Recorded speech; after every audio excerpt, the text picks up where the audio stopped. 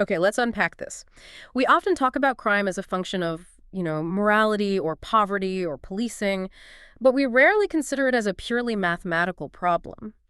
The deep dive today is into a staggering, often invisible truth that crime, in all its supposed chaos, actually possesses a highly predictable, measurable geometry.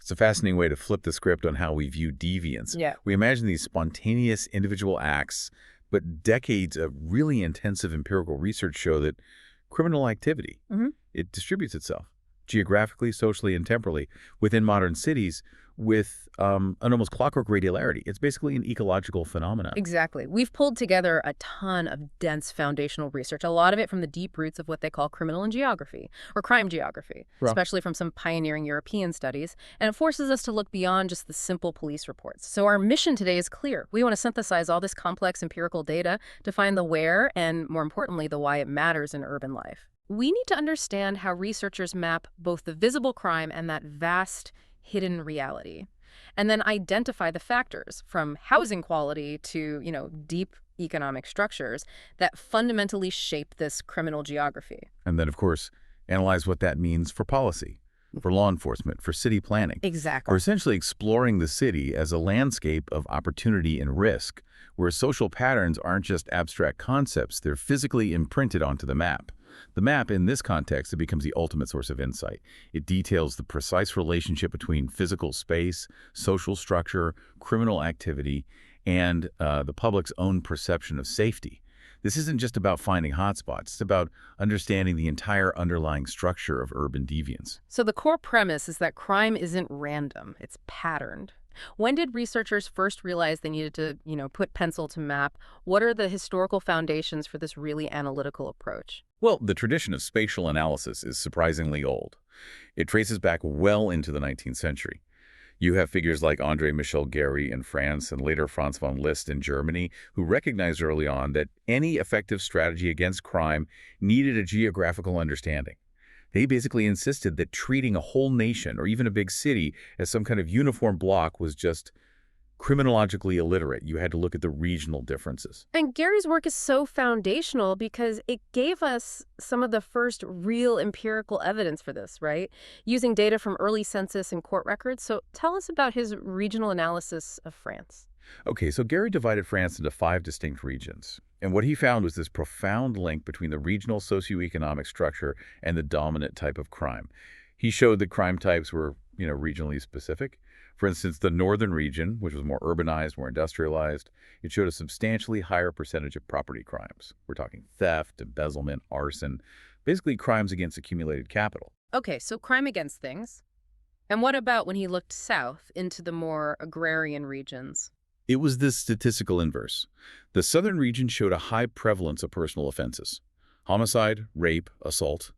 It was a region of, you could say, passion and direct physical conflict, which contrasted so sharply with the north focus on material gain. And he had other regions too.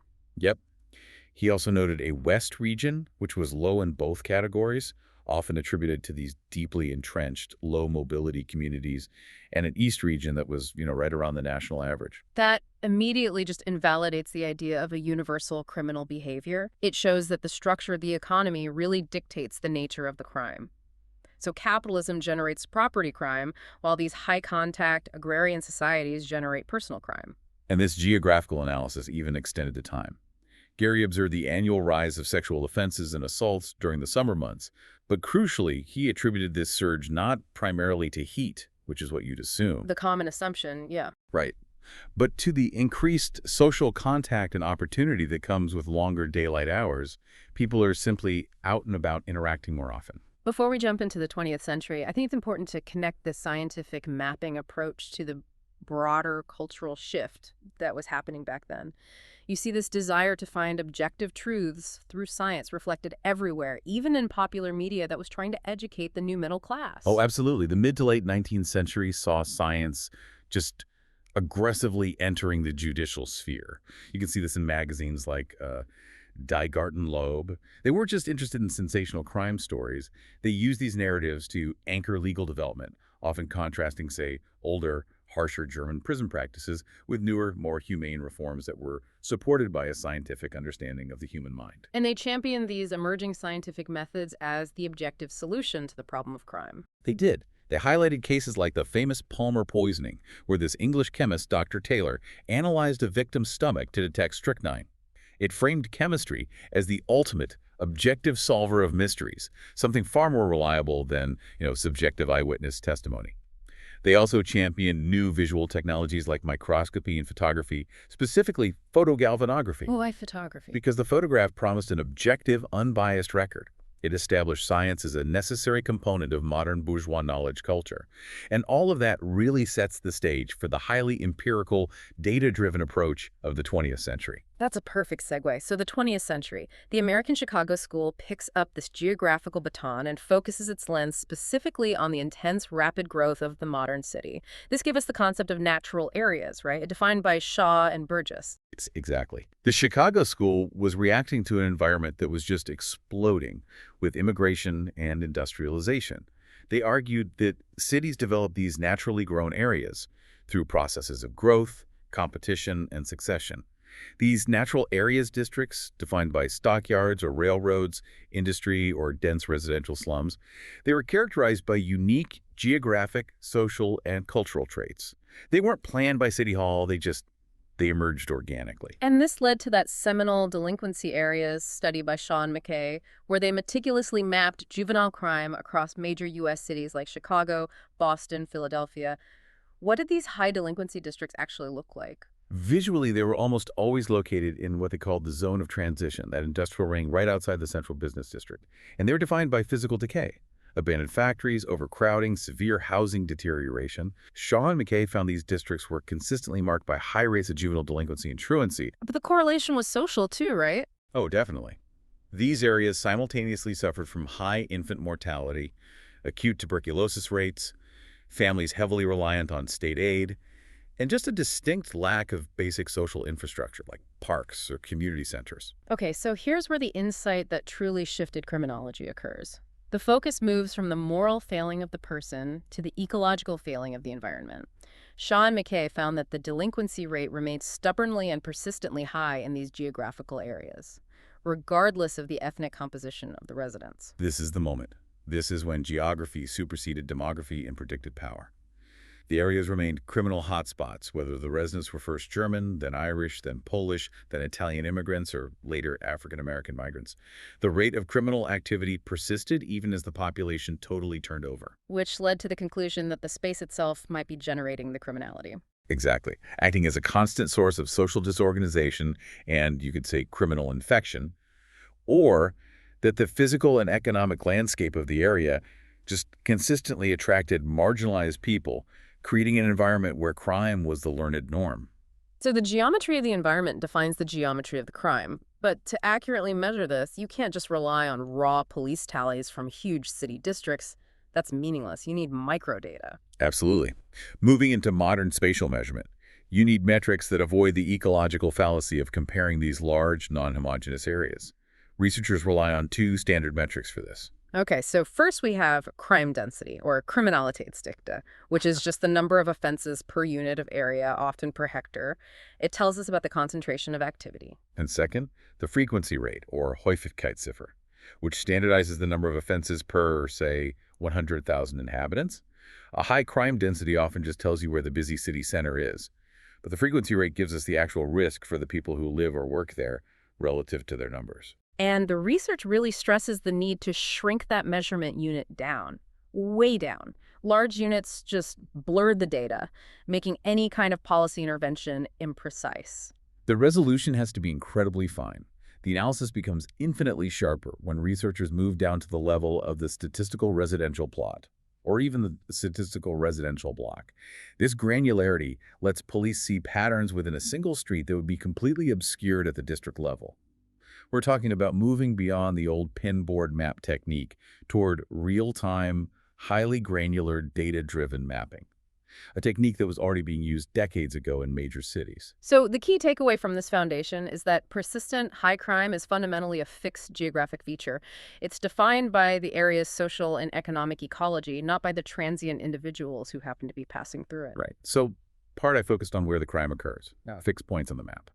Now, we shift the geometry to the dynamic aspect, where the offenders come from and how far they travel. This requires us to dive into the concept of mobility streams. Okay, so this means we're comparing the crime location, the Tayort, with where the suspect actually lives. And it's critical to differentiate our streams here. It is. You have to distinguish between suspect residency, where the individual offender lives, counted once, and activity outflows. That's the total number of recorded criminal acts originating from that location. So one prolific individual gets counted multiple times. This differentiation is necessary because if you only count residency, you drastically underestimate the criminal output and the risk profile of a neighborhood. And when researchers map these suspect streams, the most dominant finding, the one that governs the majority of mass offenses, is what they call the near-field phenomenon, or NARUM. Tell us what that looks like in practice. The new field phenomenon describes the incredibly short distance between where the suspect lives and the crime scene. Let's look at the Bochum studies on aggravated theft. In that city, roughly two-thirds, so between 60 and 70% of all criminal activities occurred within 2,000 meters of the offender's home. 2,000 meters, that's just over a mile. I mean, for most people, that distance defines their immediate neighborhood. The shops they walk to, the local park, the streets they know like the back of their hand. Precisely. The majority of these crimes are committed literally in the immediate vicinity of the offender's living territory, their Wohnrevierbereich. Yeah. And this was incredibly pronounced in Bochum, but it's not an isolated finding. Earlier studies confirmed that in West Berlin, 71.3% of all assault offenses also occurred within that same 2,000-meter range. This is just a radical challenge to the popular image of the criminal as some kind of mysterious outsider who drives into a community to wreak havoc. The data says the offender is frequently your neighbor. It changes the entire paradigm for police work. If most criminals are operating within their immediate known living territory, the role of local policing units, the beat officers, the contact Bereichsbeamten, is magnified. Their deep local knowledge of who lives where and what the community dynamics are becomes an indispensable part of investigative and preventative work. They aren't just reacting to crime, they are often patrolling the home territory of the person who committed it. But this low mobility pattern changes when we zoom out regionally. The Nuremberg study introduced this concept of the 30-kilometer caesura. What did that line mark? The Nuremberg analysis showed that when you look at the influx of suspects into the city from the surrounding area, there was a sharp, distinct cutoff point at 30 kilometers. An astonishing 81.2% of all offenders apprehended during the study period lived within this 30-kilometer radius of Nuremberg. Beyond that 30-kilometer line, the proportion of suspects just dropped off a cliff. That 30-kilometer radius is so specific. Was it based on police patrol routes, or did it align with something more structural? It aligned perfectly with the structural reality of the region. That 30-kilometer line was, in essence, the boundary of the economically cohesive city region, specifically the Nuremberg-Fürth-Erlangen metropolitan area, as it had already been defined by regional planning authorities. The criminal map mirrored the economic map. So criminal behavior is patterned and contained by the economic landscape that connects jobs, transport, and commercial hubs. This finding must have sparked a serious policy debate about police jurisdiction. Oh, it led to forceful arguments that traditional police jurisdiction boundaries, which were often just historical relics, were fundamentally inadequate. They were too narrow.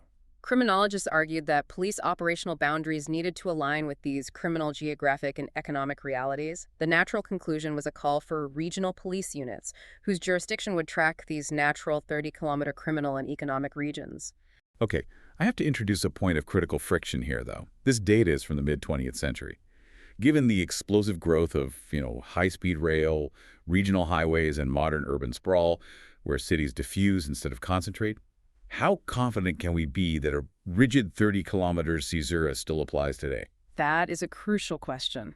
And while the precise distance might shift, maybe it's 50 kilometers or 70 kilometers today in a megalopolis like the Rhine-Ruhr area, the principle remains valid. The economic zone still defines the criminal zone. The caesura points to the limit of an offender's willingness or necessity to travel for these kinds of mass offenses. The point isn't the number 30. The point is that criminal mobility is bounded by a discernible regional border, not an arbitrary administrative one. Let's look at the national level and consider the types of crime that do defy this near-field constraint. What groups show the greatest tendency to travel or lack a fixed base? We see a clear distinction here. Mass offenses, mass and delicate, like simple theft, they remain overwhelmingly local. In 1975, 64.2% of suspects lived in the same location as the offense. However, the picture changes dramatically for organized, high-risk, or resource-intensive crimes. So give us the profile of the highly mobile offender. The group classified as suspects without a fixed residence demonstrates significantly higher mobility.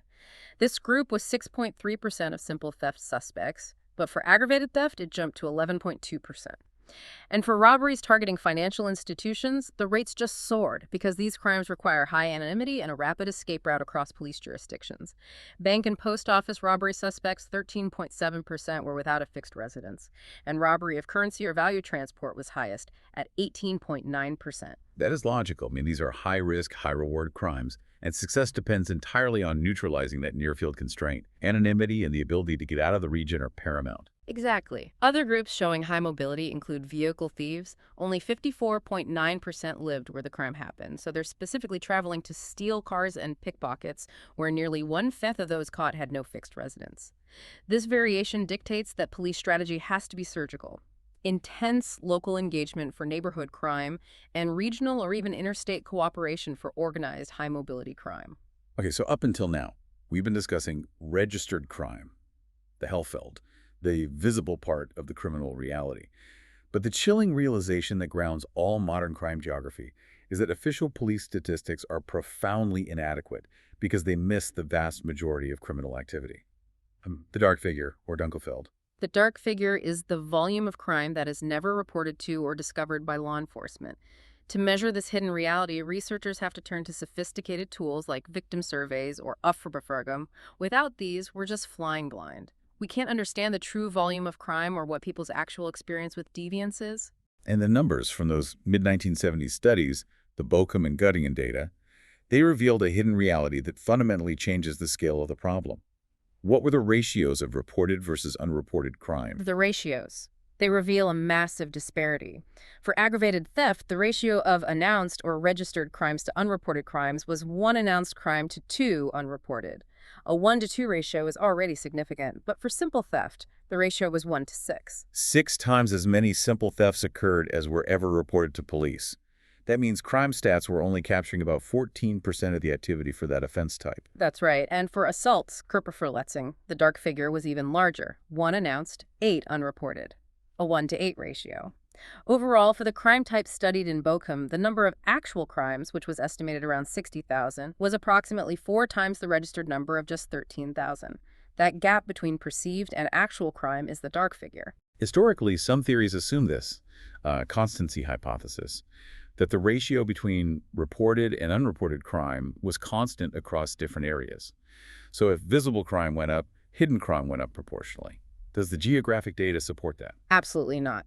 The empirical study definitively refuted the constancy hypothesis. The dark figure ratio is not constant across different city districts. In Bochum, the ratio varied wildly, ranging from 1-to-7 in the northeast area to a much lower 1-to-3 in the south. This means that 2 districts could have the exact same reported crime rate, but one could have twice the actual criminal activity as the other, just because victims in that area are less likely to report. The visibility of crime is geographically inconsistent.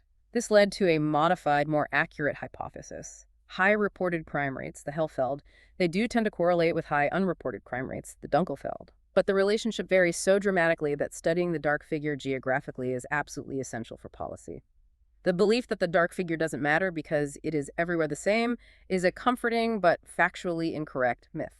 So if the vast majority of crime goes unreported, we need to know why. What are the key psychological and practical motivations for non-reporting, according to these victim surveys? For victims of larceny, the chief reason cited, by a wide margin, was the perceived negligible damage. The crime was just too minor to bother involving the police. This accounted for over 40% of responses in both the Bochum and Göttingen studies. For very minor cases where the value stolen was under a tiny amount, the non-reporting rate became astronomical, reaching 1-to-16 in Bochum. The administrative hassle just outweighed the small loss. That makes practical sense. But what was the second most common reason? The one that speaks to institutional failure? The second reason pointed directly to the perceived competence of the authorities, the assumed ineffectiveness of the criminal justice system, which was cited by a significant percentage of victims. This goes beyond just negligence. It's an active decision not to engage because the system is viewed as non-functional for what they need. And this is where we see the concept of learned distrust taking hold. A negative experience fundamentally changes a victim's future behavior. The data powerfully illustrated this.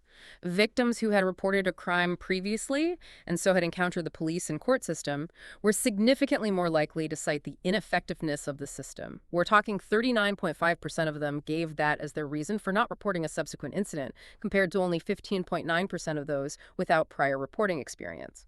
That is a profound finding about institutional memory. Once burned, twice shy. It is. It reveals that the success of law enforcement isn't just about clearance rates. It's about managing public perception of competence and delivering a positive, helpful administrative experience. If the system is perceived as complex, slow, or ineffective, the dark figure will balloon, regardless of how many police officers are hired. This learned distrust acts as a self-fulfilling prophecy. So we've established the geography of crime and the hidden nature of its volume. Now we have to overlay the human element, the deep underlying social and economic realities that generate these suspect streams we observed. This connects the where to the who. Let's first look at the link between economic geography and crime. The hypothesis suggested that crime is linked to the presence of the tertiary or service sector. Why would that be? The tertiary sector commerce, offices, banking, services, entertainment districts, it represents two things: concentrated wealth and concentrated opportunities for theft and fraud. These areas draw in both potential victims, shoppers, workers, tourists, and potential offenders, regardless of where the offender actually lives. And how did the empirical data support this? In Bochum, the study found a consistent correlation. Areas where crime density or crime frequency exceeded the city average also consistently showed an above-average percentage of people employed in the tertiary sector. The conclusion supports the idea that the criminal burden on a specific area depends directly on the extent to which commerce and services are represented there. Crime follows economic activity and density like water flowing downhill. Moving from economic activity to the physical environment, let's look at housing quality, which often serves as a proxy for social segregation and economic status. Tell us about the filtering down process. The filtering down process describes urban decline driven by segregation. As affluent groups move out of older areas, the housing stock filters down in quality and price. This creates areas of high-density, low-quality housing slums or redevelopment zones where lower-income groups concentrate because they simply can't afford housing in newer, better areas. Logically, you might assume that the absolute worst quality, most dilapidated housing areas would have the highest crime rates. Did the data support that linear assumption? This is one of the most interesting findings that challenges simple correlation. High-quality, expensive new housing areas. They did show very low crime rates, suggesting they house the affluent middle and upper classes who were statistically less visible in registered crime. However, the areas with the absolute lowest quality, oldest buildings showed only moderate suspect rates. That's the paradox. Why moderate when the physical decay is the greatest? Because these areas were often inhabited by established, long-term, and frequently older populations. While they were economically disadvantaged, they were often low mobility and typically less criminally prone. The true aha moment was that the highest number of suspects resided in areas of average housing quality. What does that profile suggest about the highest risk demographic? It suggests these are often areas in that zone of transition, characterized by high mobility, where younger, less affluent, and perhaps newly arrived individuals live. They're experiencing the highest level of social stress and dislocation. The study concluded that the underlying social structure, so income, education, and crucially age, appears to be a more determining factor for criminal involvement than the physical decay of the buildings itself. Although, of course, poor housing concentrates those vulnerable socioeconomic groups. Let's discuss the most striking and persistent correlation in the data, the link between economic inactivity and involvement in crime. The figures regarding unemployed suspects are truly eye-opening. This correlation is a deep indicator of social crisis. In Bochum, in 1975, the overall unemployment rate was relatively low, around 5%. However, when researchers looked at the arrested population, the rate of unemployed suspects compared to the total number of apprehended suspects was a staggering 27.6%. Over a quarter of all suspects were unemployed. That's more than 5 times the general unemployment rate. And if you apply a crucial refinement, focusing only on suspects of working age, from 15 to 64, this rate was even higher. It reached 33.4%. Even acknowledging the limitations of comparing crime stats to fluctuating census data, this magnitude of disparity strongly suggests a massive and chronic overrepresentation of the unemployed within the criminal suspect population. It's not incidental, it's structural. And this points to intense social and psychological pressure. How do behavioral scientists explain this concentration of criminal activity among the unemployed? Unemployment and the resulting social crisis. They force a behavioral response. There are several psychological pathways. First, aggression can be discharged externally, resulting directly in criminal activity aimed at getting resources or just releasing frustration. Second, aggression can be displaced onto property or strangers' vandalism, assaults on anonymous figures. And third, and perhaps most tragically, aggression can be turned inward, manifesting as depression, psychosomatic symptoms, or even suicide attempts. The high suspect rate reveals that for a substantial portion of this population, that crisis energy is discharged through criminal means. So the lack of legitimate economic opportunity translates directly into a geographical concentration of criminal resource acquisition. Precisely. If we understand the geometry of crime, we have to recognize that the unemployment map is essentially an overlay onto the crime map. Addressing the unemployment rate in high delinquency areas isn't just an economic strategy, it is fundamentally a crime prevention strategy. Okay, this is an area that requires objective analysis, as it's often clouded by strong prejudice. The original research sought to impartially analyze the facts concerning the criminality of foreign nationals, or guest workers, against their objective statistical context. We begin with the baseline. In 1975, foreign nationals made up 6.6% of the national population, but accounted for 12.4% of suspects. This superficial comparison suggests overrepresentation. However, any direct comparison of suspect rates to population share is statistically problematic, and the researchers knew this. Why is that comparison flawed? What structural differences do we have to account for? The foreign population structure was heavily skewed towards high-risk demographics compared to the domestic population. For example, they had a much higher proportion of males, 60%, compared to under 50% for Germans. And crucially, two-thirds of the foreign population were concentrated in the 18 to 45 age bracket, which is universally the prime demographic for criminal activity. In contrast, just over one-third of the German population fell into that high-risk age group. Failing to account for this demographic skew is a statistical error. Once that skew was analyzed, what were the key findings regarding the first generation of foreign nationals, the original guest workers? The research confirmed that the first generation of foreign nationals was not significantly more criminally conspicuous than comparable age and gender groups within the German population. They often displayed lower registered rates of criminality than comparable domestic groups. That significantly challenges popular prejudices. So despite experiencing profound structural disadvantages, language barriers, poor housing, professional alienation, their overall registered criminality remained contained. How do the theoretical models explain this paradox? Theorists debated two models. One was the cultural conflict hypothesis from Selin, suggesting that crime arises when individuals from different cultures collide, leading to desocialization or marginality. The counter-argument, emphasized by Gessner and Kaiser, was that while conflict plays a role, the dominant factor is the current learning environment in the host country. And the paradox is that this group, despite immense stress, sometimes had lower registered crime rates. Yes, but the stress was evident elsewhere. The research noted high rates of non-criminal deviations, apathy, depression, psychosomatic issues. The profound stress and displacement often led to aggression being turned inward rather than externally discharged through criminal acts. Which brings us to the potential future risk identified in the studies. The second generation. The problem intensifies with the children of immigrants. This group internalizes the goals and aspirations of the host society. They want the nice house, the good job.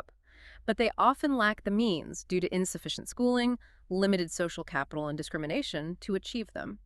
This gap between aspiration and reality leads to intense frustration, and historical studies, both in the US and Europe, suggested this could lead to increased individual and gang criminality in the second generation compared to their parents. And the psychosomatic impact of this cultural conflict was measurable. Yeah. and quite disturbing. It was. Studies cited in the research noted that children of immigrants in the U.S. suffer twice as often from stomach ulcers and more than twice as often from thyroid disease compared to children with American-born parents. This suggested a clear psychosomatic link to the cultural conflict and the struggle of failed aspiration. The geometry of their social environment determined not only their potential criminal risk, but also their physical health. We've established that crime is highly localized, largely driven by locals, and overwhelmingly hidden from official view because of the dark figure. This brings us to the police response. How did these facts influence police effectiveness and the public's perception of law enforcement? Let's start with a basic metric: visible police presence. The data on visibility is telling. In the Bocum survey, 54.7% of respondents reported seeing a police patrol in their residential area within the last few days or week, which seems high. However, a significant minority, 32.3%, reported seeing a patrol only about a quarter year ago or longer. A third of the population lives with little visible police presence. And where did they see them? Were patrols evenly distributed across the crime geometry? They were not. Residents in the densely populated, commercially active city center reported seeing the police much more frequently than those living in the quieter northern districts. This aligns with police resources being focused where commercial density and registered crime are highest, often neglecting the residential areas where the neuroam offenders actually live. This low visibility for a significant portion of the population is critical, especially when you tie it back to the dark figure. Public trust is the engine of crime reporting. And Rosenberg's theory provides an elegant explanation for this attitudinal consistency regarding law enforcement. Rosenberg's theory posits a powerful link between emotion and logic regarding institutions. A person's emotional attitude, the affective component toward the police, is statistically linked to their cognitive judgment of how well the police achieve goals that the citizen values, what Rosenberg called instrumentality. So if I prioritize the goal of having rapid help when my house is broken into and I perceive the police as fast and efficient, my positive emotional attitude toward them is secured. Exactly. The study found a secured positive correlation, a high-rank correlation coefficient of 0.42, between what citizens wish the police would do, like quickly help those in trouble, and what they believe the police actually do. People don't trust an institution they believe is incompetent or ineffective at delivering on its core mandate. What's the practical importance of this effective cognitive link for police organization and training? It means public trust and the emotional standing of the police aren't generated by PR campaigns. They're entirely dependent on whether citizens perceive law enforcement as effectively helping them achieve their valued goals. This suggests police need to address citizen expectations, not just on solving major felonies, but on the basics of community interaction, ensuring perceived politeness, quick response times for minor incidents, and critically, the equal treatment of the rich and the poor. Perceived unfairness is a direct path to the dark figure expanding. Were there specific demographic differences in these attitudes that law enforcement should be aware of? We saw differences based on education and age. People with higher education displayed a more critical view of institutional efficiency. They were less convinced than those with simpler education that the police help every person in need quickly and without complication. They're harder to win over. And the older population displayed a fascinating cognitive inconsistency. They did. Older people were more likely to endorse both the idea of extra-legal punishment of crooks, the idea that goner must be called to account even if the written law provides no way, and the strict adherence to laws saying honest people must be left alone even if they violate the law once. This isn't a consistent legal philosophy. It's an endorsement of strict order and authority, regardless of whether that authority adheres to the rule of law. This brings us to the necessity of police organizational reform.